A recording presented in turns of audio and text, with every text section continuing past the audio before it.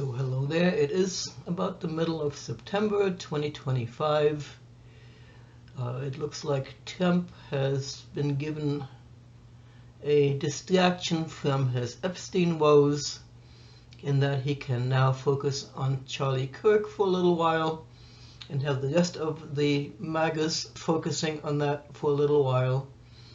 And here we are, living in a country where the President of the United States has ordered flags at half-mast for someone who preached hatred, who apparently was not okay with gay people, didn't like black people, wants everyone to be a Christian, whether or not they want it, and who basically said, you know, in order for us to be able to keep guns per the Second Amendment, it's okay if we have people shot every now and then. And of course, I mean, I could be mistaken, but it seems that all of the mass shootings, all of the people who went into schools, into churches, into stores, and shot up a bunch of us, they were all right-wing lunatics. So we have a real problem here, that the right believes that if you disagree with someone, it's okay to blow them away. I mean, it's not a solution. I mean, as much as I would like to see everyone on the Supreme Court on the right disappear, I would not want to blow them away. I wouldn't mind arresting them, putting them behind bars. But our way of rectifying the problems that we see is not working. It just can't work. But unfortunately, in order for the right to come fully around, they will need to suffer more losses, and caused by their own people. So we have a really bad situation in the United States. It does not seem to be getting a whole lot better. But there are fewer miscreants if they keep blowing each other away. However, that's not the appropriate solution to what's ailing the United States. I think what we need here is we need more love. And for someone like Kirk to go around hating on the gay people, hating on the black people, that is not bringing more love into the world. But there are an increasing number of MAGAs that seem to be waking to the fact that their Lord and Savior in the White House has betrayed them. And that's a good sign. I mean, even Marjorie Taylor Greene is asking for the Epstein files to be released, right? And that's probably because she hasn't a clue that Trump is all over the file, that he is going to be identified as a pedophile once those records are released. So what do I want to focus on instead of the morass that is now our federal government and what they're doing? Part of my time is spent looking at podcasts. I'm trying to get the bigger picture of what is going on here, how long it's likely to last this way, what the final outcome will be, and of course, we all have free will, right? We live in a universe where things can shift and change, depending on the players and depending upon what they wish to do, and the things we think about. So, one of the other things I have done, I have joined a group of Sethis. Those are people who are devoted to the Seth material, S-E-T-H. And we have been talking about creating a conference in Sedona next year in June.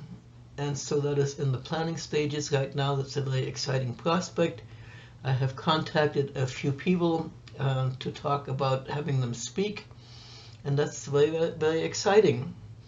It's something that promises a good change, a healing change, something filled with love and appreciation instead of hate and argument and dissension. So that is part of what I'm spending my time on.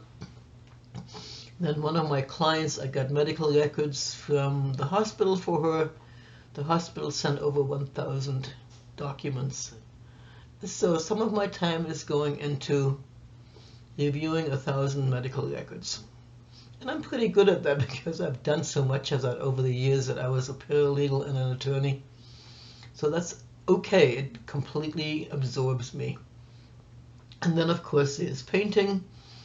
I still haven't decided whether I want to change the watercolor. I kind of like it just the way it is, but I'm percolating with that. And then there's socializing. I go up and visit my friends up in Santa Fe. I have lunches with my son very occasionally. He's a busy guy. So that is how I keep myself from getting overwhelmed by the current political situation. I am also thinking about taking up some pro bono work for people that are being wrongfully arrested based on their skin color. So I'm looking at the groups that are providing help. It's another thing I'm doing with my time. And then, of course, there's the exercise routine, the affirmation routine, time to go shopping, time to tidy up my house. I'm not a cleaner per se. I eschew dusting and polishing.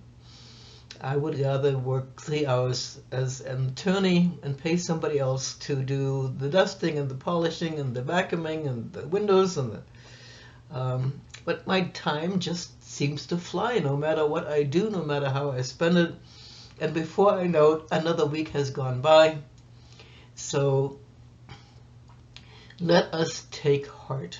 This is not going to last forever.